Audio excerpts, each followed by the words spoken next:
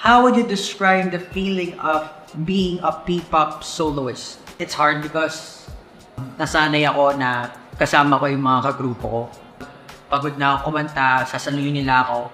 Kapag may mga questions na hindi ko alam, sasaluhin nila ako. Ngayon, interview ganito, may kausap sana ako, pero wala sila. So, solo ako ngayon. Mahirap siya, pero as an artist, meron din ako mga bagay na gusto kong i-share.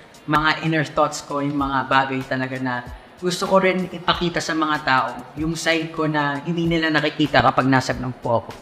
Sobrang saya na nasa grupo ako, pero masaya rin na nag-iisa ako, na-enjoy ko yung company ng sarili ko.